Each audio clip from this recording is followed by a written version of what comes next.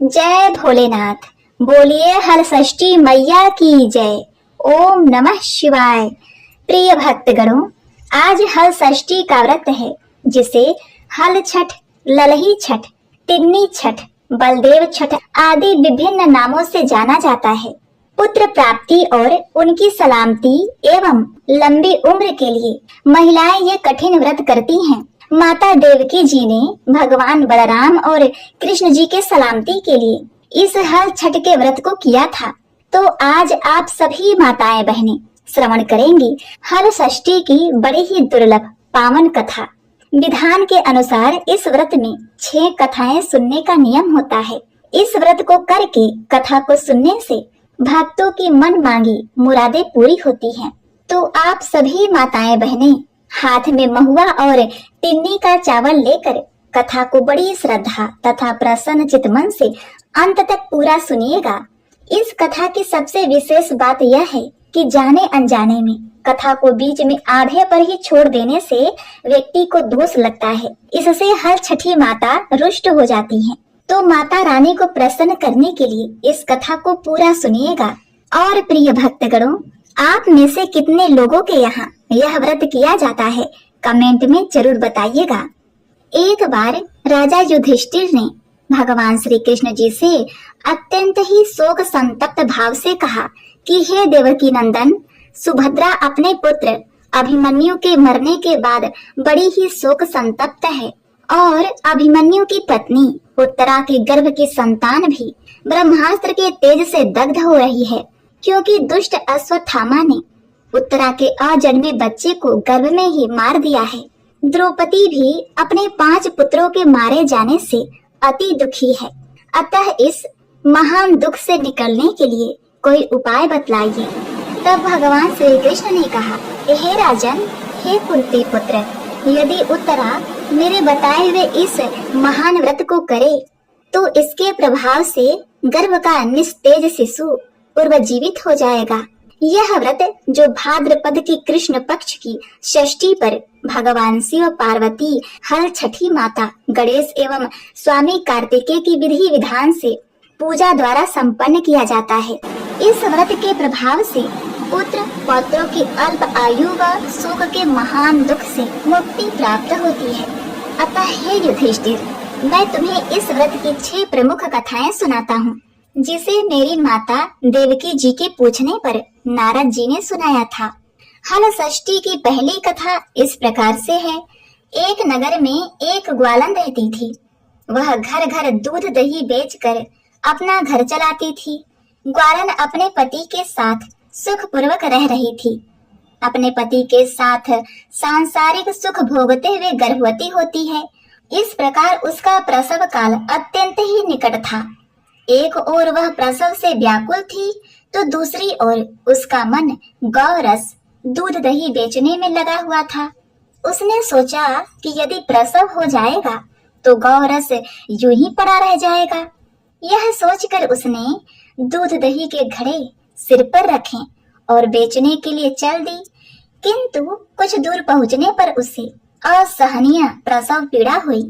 वह एक झरबेरी की ओट में चली गई और वहां एक सुंदर से बच्चे को जन्म दिया।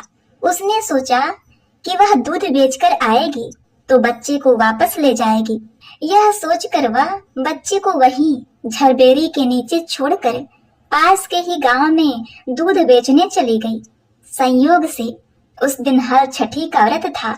उसने गाय भैंस के मिश्रित दूध को केवल भैंस का दूध बताकर उसने सीधे साधे गांव वालों में बेच दिया। उधर जिस झरबेरी के नीचे उसने बच्चे को छोड़ा था, उसके समीप ही खेत में एक किसान हल चला रहा था। अचानक उसके बैल भड़क उठे और हल का फल बच्चे के पेट में घुसने से वह वहीं मर गया। इस घटना से किसान बहुत ही दुखी हुआ। फिर भी उसने हिम्मत और धैर्य से काम लिया। उसने झरबेरी के कांटों से ही बच्चे के चीरे हुए पेट में टांके लगाए और उसे वहीं छोड़कर चला गया।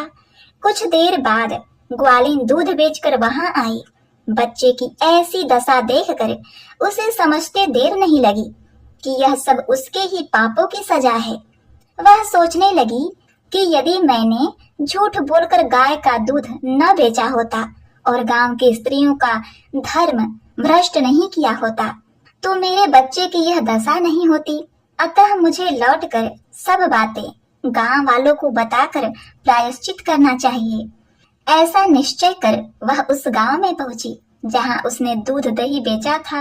वह गली गली घूमकर अपने करतूत और उसके फलस्वरूप मिले दंड को सबको बताने लगी।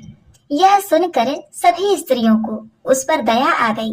तब स्त्रियों ने स्वधर्म रक्षार्थ और उस पर रहम खाकर उसे क्षमा कर दिया और आशीर्वाद दिया। बहुत सी स्त्रियों द्वारा आशीर्वाद लेकर जब वह पुनः झरबेरी के नीचे पहुंची तो यह देखकर आश्चर्यचकित रह गई कि वहां उसका पुत्र जीवित अवस्था में पड़ा है। तब उसने स्वार्थ के लिए झूठ बोलने को ब्रह्म हत्या के समान समझा और कभी झूठ न बोलने का प्रण लिया। अब आइए सुनते हैं हल छठी माता की दूसरी कथा। बोलिए हल षष्ठी मात की जय। एक नगर में दो स्त्रियां रहती थीं। दोनों एक ही परिवार की थीं और रिश्ते में देवरानी जेठानी लगती थीं। देवरानी का नाम विद्यावती था जो बड़ी ही नेक सदाचारी तथा दयालु थी। जेठानी का नाम तारा था। वह स्वभाव से बड़ी ही दुष्ट थी। एक बार दोनों ने हल छठ का व्रत किया।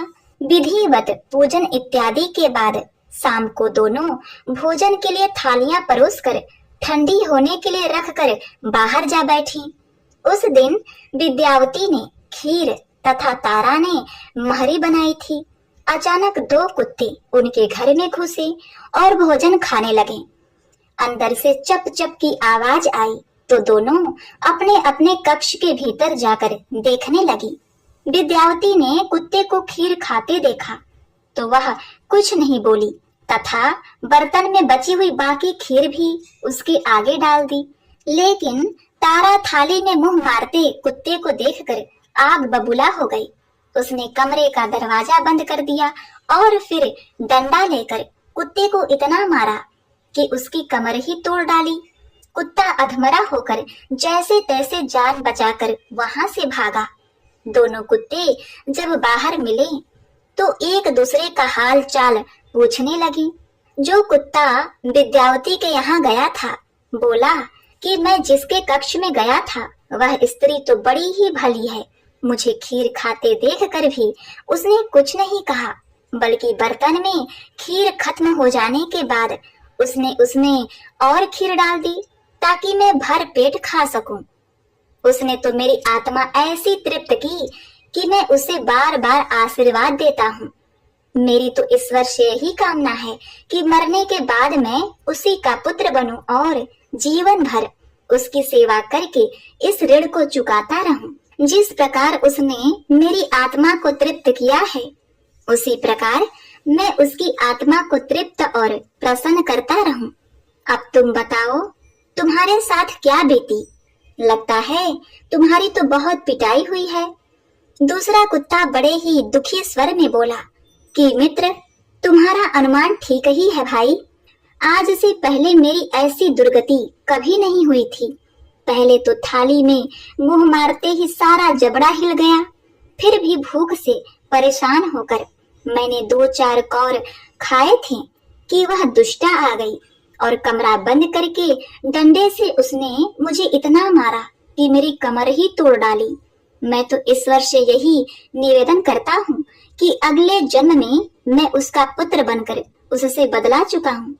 जैसे उसने मार मार कर मेरी कमर तोड़ी है वैसे ही भीतरी मार से मैं भी उसका हृदय और कमर दोनों तोड़ दूं। कहते हैं कि बेजुबान की बद्दुआ बहुत बुरी होती है।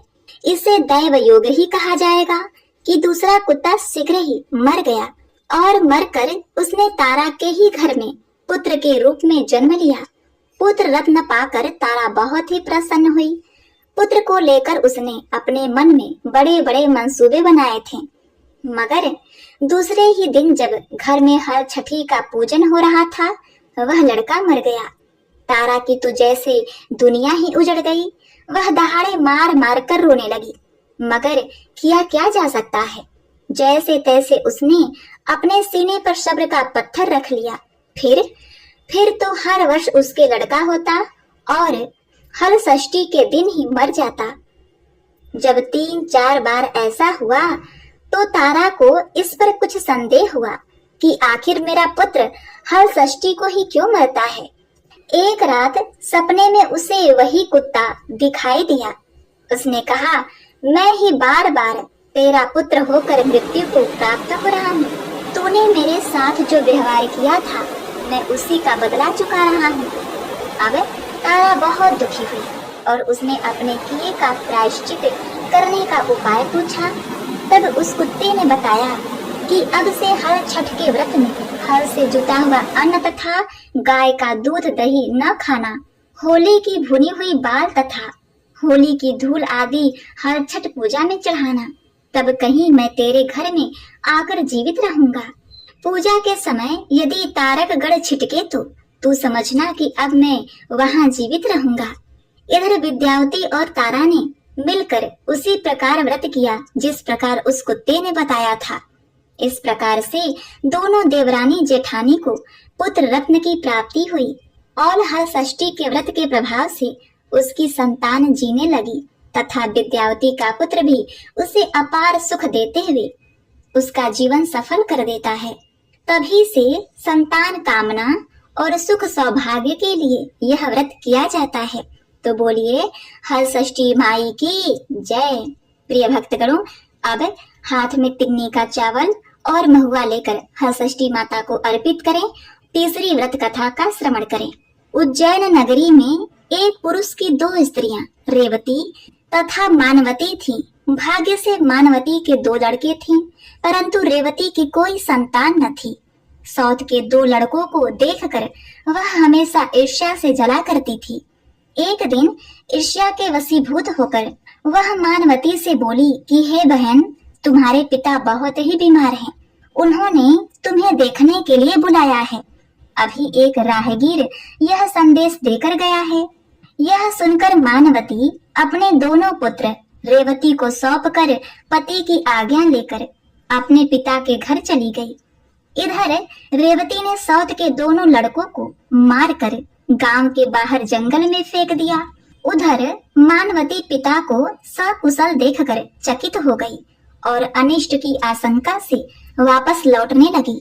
तब मानवती की माता बोली कि हे बेटी, आज हल षष्ठी माता का व्रत है, अतः आज मत जाओ। यह बात सुनकर मानवती ने हल षष्ठी का व्रत रखकर शाम को हल षष्ठी माता का पूजन किया और प्रार्थना की कि हे माता, मेरे बच्चों को संकट से बचाए रखना तथा दीर्घ आयु करना। दूसरे दिन वह माता पिता को प्रणाम करके अपने घर को चली।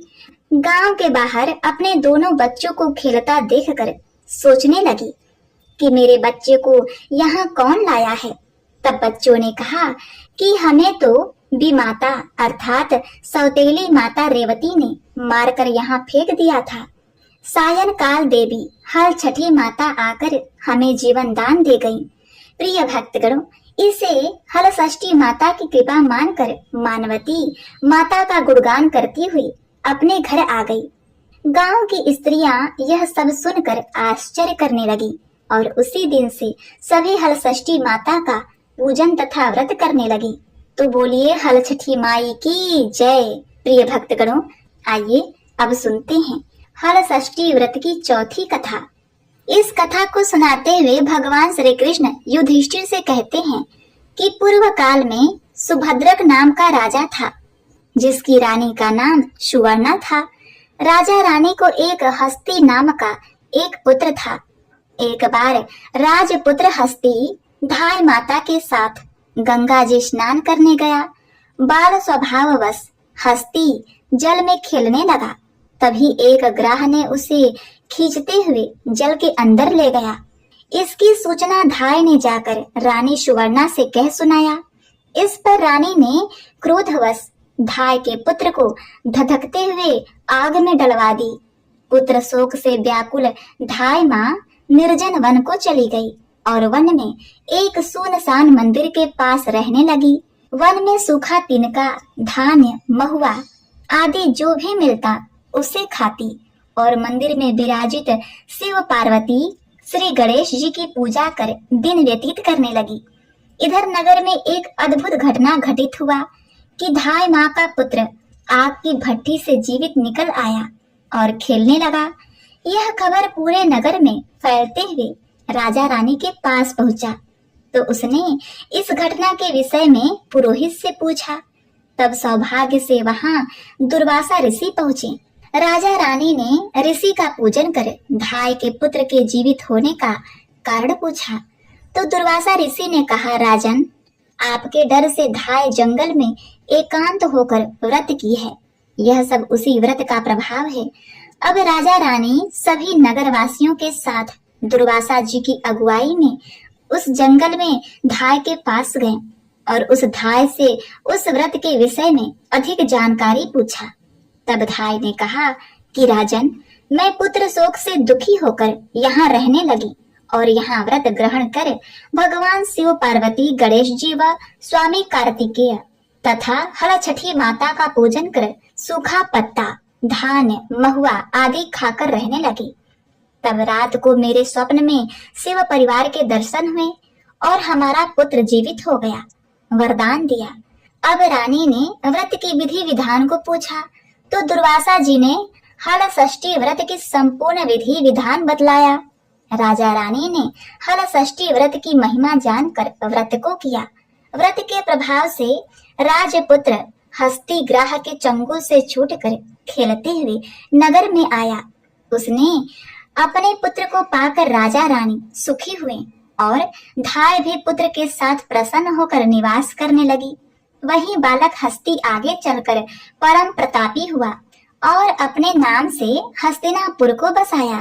तो बोलिए, उमापति शिव शंकर भगवान की जय, कार्तिकेय भगवान की जय, जय हो हलषष्ठी माता। प्रिय भक्तगणों, हलषष्ठी माता को चौथी बार प्रणाम करते हुए आइए अब सुनते हैं हलषष्ठी व्रत की 5वीं कथा। दक्षिण भारत में एक सुंदर नगर था। वहाँ एक बनिया अपनी पत्नी के साथ रहता था। दोनों पति पत्नी स्वभाव से बहुत ही अच्छे व संस्कारी थे। बनिया की पत्नी गर्भवती होती, संतान को जन्म देती, किंतु भाग्यवश उसके संतान कुछ ही समय के बाद मर जाते। इस प्रकार एक एक करके बनिया के पत्नी के 6 संतान मृत्यु को प्राप्त हो गए। इस कारण से दोनों पति पत्नी बहुत दुखी होकर मरने की उद्देश्य लेकर घर से वन की ओर चल दिए। वहां जंगल में एक साधु से उनकी भेंट हो गई, तो उन्होंने साधु से अपनी व्यथा कह सुनाई। साधु ने ध्यान लगाकर देखा कि बनिया के संतान कहाँ हैं। साधु ने ध्यान में कुबेर, वरुण, इंद्र आदि लोक में ढूंढा, किंतु जब वहां बनिया के बच्चे नहीं दिखे तो साधु ब्रह्मलोक को गए। वहां साधु ने बनिया के सारे संतान को देखकर उन्हें अपने माता पिता के पास लौटने का आग्रह किया। बच्चों ने वापस लौटने से मना करते हुए कहा कि हे मुनिवर, इससे पूर्व हम कई बार जन्म ले चुके हैं। हम किस किस माता पिता को याद रख उनके पास जाएं? हम जन्म मृत्यु और गर्भ के चक्कर से अब मुक्त हैं, अतः अब हम नहीं जाना चाहते। तब साधु ने बनिया को दीर्घजीवी संतान प्राप्ति का उनसे उपाय पूछा। उन महात्माओं ने कहा कि यदि बनिया और उसकी पत्नी माता हलषष्ठी का व्रत रख कर पूजन तथा कथा का श्रवण कर अपने पुत्र को व्रतोपरांत जल से भीगा कपड़ा लगाएं, तो उनका वह बालक दीर्घजीवी होगा। और हाँ, हमारी एक शर्त है कि जब हम जन्म लें तो हमारी माता चारों तरफ घर में दिया जलाकर रखें। यदि हमें दिया का लौ दिखाई नहीं देगा तो हम उसी वक्त मृत्यु को प्राप्त हो जाएंगे और वापस यहीं पर चले आएंगे। साधु ने कहा, अगर यह शर्त तुम्हारी माता ने पूर्ण कर लिया तो उसने कहा कि हमारी दूसरी शर्त यह है कि यदि हमारी बुआ हमारे पिता की बहन ने हमें बिना हिचकिचाहट के धूल मिट्टी कीचड़ में लिपटे हुए हमें अपने गोद में उठा लेगी और प्रेम भाव से अपने साड़ी में हमारे उस कीचड़ को पोंछेगी तो हम वही रहेंगे। यदि ऐसा नहीं किया तो हम लोग तुरंत वहां से वापस चले आएंगे। साधु ने कहा, यदि तुम्हारी माता ने ऐसा कर लिया तो आगे तुम क्या करोगे? बच्चों ने कहा, यदि इसके बाद हमारी तीसरी शर्त यह है कि हमें ज्येष्ठ के महीने में जमा हुआ घी खाने को चाहिए। यदि उसने नहीं दिया तो हम उन्हें छोड़कर वापस चले आएंगे। साधु ने कहा, यदि उन्होंने ऐसा कर लिया तो चौथी शर्त क्या है? उन्होंने कहा, चौथी शर्त यह है, यदि हल षष्ठी के दिन हमारी माता ने जूते हुए जमीन पर हमें चलने से रोक लिया तो उस दिन हम वहीं पर रहेंगे। यदि ऐसा नहीं किया तो हम वापस चले आएंगे। उन महात्माओं से इस प्रकार सुनकर साधु ध्यान से वापस आकर बनिया से हल षष्ठी व्रत कथा नियम आदि को बताया और बच्चों के शर्तों के बारे में बताया। साधु से इन विधि विधान को सुनकर दोनों पति पत्नी घर को गए और समय आने पर हल षष्ठी का व्रत किया तथा इस प्रकार उन्हें पुत्र रत्न की प्राप्ति हुई। अब पुत्र के जन्म लेते ही बनिया की स्त्री ने घर में चारों ओर दिया का उजाला कर दिया था। तो बच्चे ने सोचा कि पहली शर्त पूरी हो गई, अब मुझे यहाँ रहना पड़ेगा। बच्चा जब थोड़ा बड़ा होता है तब एक दिन उसकी बुआ उसके घर आती है। बच्चा जब बुआ को देखता है तो जानबूझकर खुद के ऊपर ढेर सारे कीचड़ पोत लेता है। तब बनिया की स्त्री ने कहा कि हे ननद जी, यदि आपने मेरे बच्चे को अपने साड़ी के पल्लू से उसका कीचड़ साफ किया और प्रेम भाव से गोद में उठाया तो मैं आपको एक नहीं 10-10 साड़ियां दूंगी। यह सुनकर ननद ने कहा, भाभी, यदि आप मुझे 10 साड़ियां देंगी और मेरा भतीजा जीवित रहेगा तो मैं यह करने के लिए तैयार हूँ। अब बुआ अपने भतीजे को बड़े ही प्रेम से मेरे लाल मेरे पुत्र कहते हुए पुचकारती हुई दुलार करती हुई अपनी गोद में उठाकर उसे उसके सारे कीचड़ को अपने पल्लू से पोंछती है, अपने साड़ी से उसे पोंछकर साफ करती है। बालक ने कहा, अब तो मुझे यहाँ रहना पड़ेगा। फिर कुछ समय व्यतीत होने के बाद जेठ का महीना आया। बालक ने अपनी माँ से जमी हुई घी खाने को मांगा। जेठ के महीने में घी तो जमा हुआ नहीं रहता, लेकिन उस बनिया की स्त्री ने उपाय किया था। वह पानी के ठंडे मटकी में सदा घी का बर्तन रखा करती थी। इस प्रकार वह अपने बालक को जमा हुआ घी खाने को देती। यह देखकर बालक ने सोचा, अब तो मुझे यहाँ रहना ही पड़ेगा। फिर इसके बाद हल षष्ठी का व्रत आता है। उस दिन सभी माताएं हल षष्ठी का व्रत कर रही थी। बनिया की स्त्री भी हल षष्ठी का व्रत करने में व्यस्त थी। उधर वह बालक जब देखता है कि पास में खेत में हल चलाया गया है तो यह देखकर वह तुरंत जूते हुए खेत में जाने लगा। सभी स्त्रियों ने उस बनिया की स्त्री से कहा, देखो तुम्हारा पुत्र कहाँ जा रहा है। यह देखते ही बनिया की स्त्री ने न आव देखा न ताव अपने पहने हुए साड़ी को फाड़ फाड़ कर वहीं जूते हुए जमीन पर रखने लगी जहाँ उसका पुत्र दौड़ता हुआ जा रहा था। इस प्रकार बनिए की स्त्री ने अपने शरीर पर पड़े आधे से भी अधिक वस्त्र को फाड़कर जूते हुए जमीन पर बिछा दिया और उसका बालक जूते हुए जमीन पर चलने से बच गया। बनिया की स्त्री ने कहा, हे पुत्र, देखो मैं तुमसे कितना प्रेम करती हूँ। तुम्हारे लिए मैंने हल छठी माता का व्रत किया। तुम्हारे लिए मैंने अपने अंग को भी ढकना गवारा नहीं समझा। हे पुत्र, अब तुम मेरे पास वापस आ जाओ। अपनी माँ की ममता और हल छठी माता की कृपा से वह पुत्र सदा के लिए अपनी माँ के पास ही रह गया और अपने माता पिता का सेवा करता हुआ उन्हें आनंद प्रदान करने लगा। तो बोलिए, जय हो हल छठी मैया, आपकी कृपा अपरंपार है। प्रिय भक्तगणों, अब अंत में महुआ और तिन्नी का चावल हाथ में लेकर हल छठी माता के छठवीं अंतिम कथा का श्रवण करते हैं। हल षष्ठी देवी प्रकृति के छठे अंश से उत्पन्न होने के कारण ही इन्हें षष्ठी कहते हैं। बालदा तथा विष्णु की माया होने के कारण यह विष्णु माया कही जाती है। यह ब्रह्मा की मानसी कन्या है, अतः मातृकाओं में इन्हें देवसेना के नाम से जाना जाता है। भगवान स्कंद स्वामी कार्तिकेय जी की प्राण प्रिया पत्नी होने के कारण यह स्कंद प्रिया कहलाती हैं। यह देवी बच्चों को आयु देने वाली, बच्चों की रक्षिका पोषिका हैं। योग बल के प्रभाव से यह सदैव बच्चों के समीप स्थित रहती हैं। इस देवी के संदर्भ में पुरातन कथा इस प्रकार से है। स्वयंभू मनु के पुत्र प्रियव्रत हुए। वे योगी होने के कारण विवाह नहीं करना चाहते थे, किंतु ब्रह्मा जी की आज्ञा से उन्होंने मालिका नाम की कन्या से विवाह किया। परंतु बहुत समय बीतने पर भी उनको कोई संतान नहीं हुआ। तब राजा प्रियव्रत ने कश्यप ऋषि को बुलाकर पुत्रेष्टि यज्ञ करवाया। यज्ञ अग्नि से एक चरु प्रकट हुआ, जिसे राजा ने अपनी रानी मालिका को दिया। उस चरु से खीर भक्षण कर रानी गर्भवती हुई, किंतु 12 वर्ष बीत जाने पर भी उनको कोई संतान नहीं हुआ। 12 वर्ष उपरांत रानी ने एक दिव्य सुवर्ण कांति युक्त पुत्र को जन्म दिया, परंतु सर्वांग सुंदर होने पर भी वह बालक जीवित न था। इस पर राजा रानी दुखी हो गए। राजा ने अपने उस मरे हुए पुत्र को हृदय से लगाकर शमशान की ओर चल दिया। शमशान पहुंचकर राजा पुत्र शोक से दुखित हो रोने व स्वयं के प्राण देने को तत्पर हो गया। उसका सारा ज्ञान जाता रहा। तभी सहसा उन्हें एक दिव्य विमान दिखाई दिया, जो कि श्रेष्ठ मणियों से निर्मित था। उस विमान में एक सुंदर मनोहर प्रसन्न वदन श्वेत चंपा जैसी वर्ण वाली एक स्त्री विराजमान थी।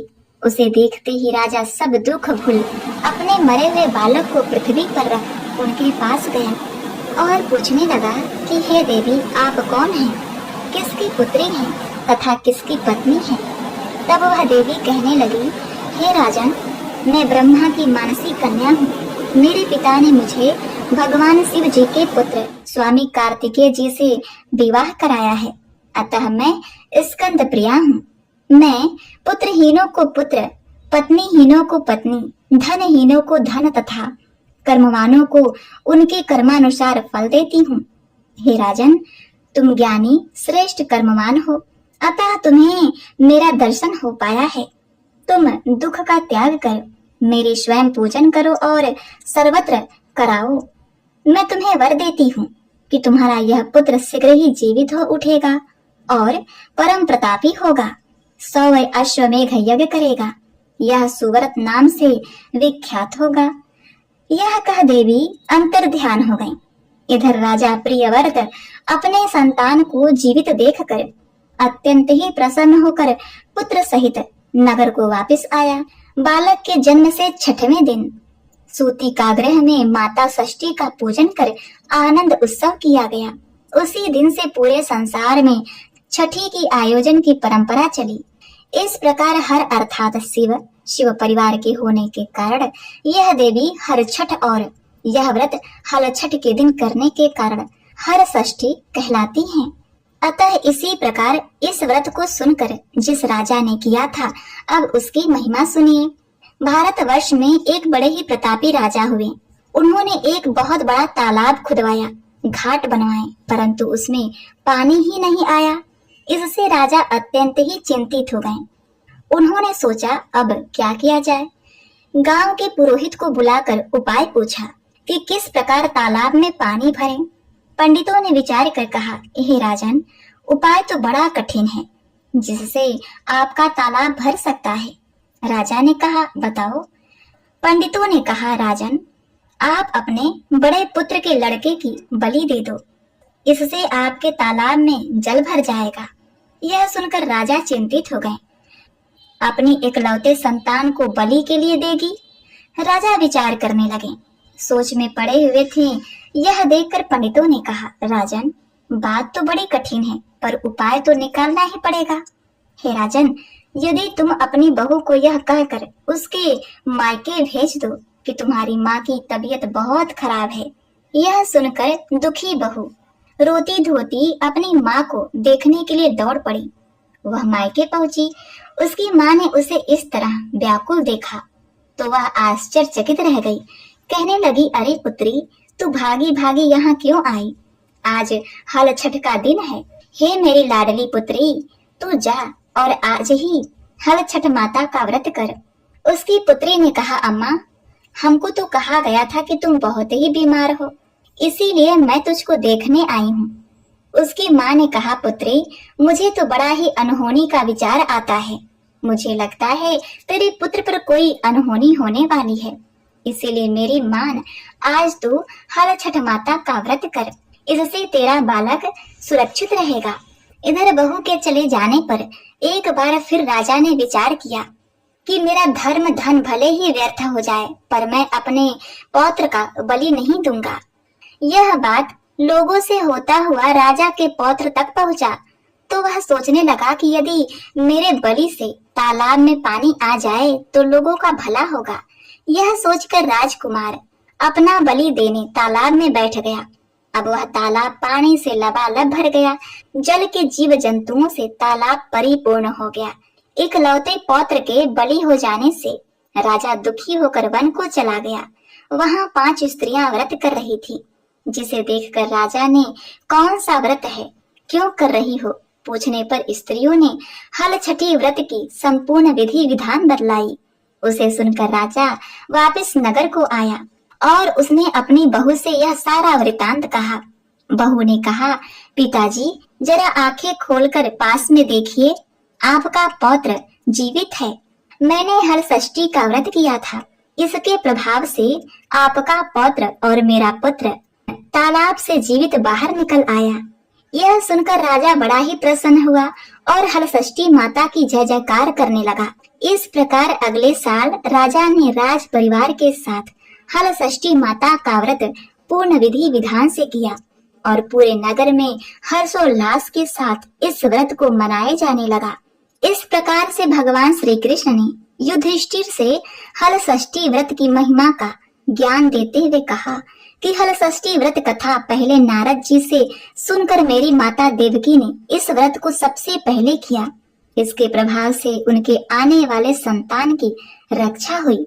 इस प्रकार भगवान श्री कृष्ण से सुनकर युधिष्ठिर ने इस व्रत को अपनी बहू उत्तरा के द्वारा करवाया। व्रत के प्रभाव से उत्तरा का अश्वत्थामा द्वारा नष्ट हुआ गर्भ पुनः जीवित हो गया तथा प्रसव पश्चात बालक का जन्म हुआ, जो कालांतर में राजा परीक्षित नाम से प्रसिद्ध हुआ। तो बोलिए हल षष्ठी माता की जय। हे हल षष्ठी माता, आपकी महिमा बड़ी ही अपरंपार है। हे माता, जो भी महिलाएं, जो भी माताएं बहनें इस व्रत को कर रही हैं, कथा को सुन रही हैं, सुना रही हैं, उन सबका कल्याण करना, उन सभी की मनोकामनाएं पूर्ण करना, सबके पुत्र की रक्षा करना और उन्हें लंबी उम्र का वरदान देना। जय माता हल षष्ठी, जय हो भोलेनाथ, जय माता पार्वती स्कंद भगवान की जय, श्री गणेश भगवान की जय।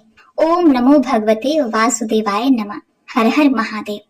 प्रिय भक्तगणों, भगवान शिव शंकर की कृपा आप सभी भक्तगणों पर सदा सर्वदा बनी रहे, इसी कामना के साथ आपसे विदा लेते हैं। मिलते हैं नेक्स्ट वीडियो में। तब तक के लिए नमस्कार।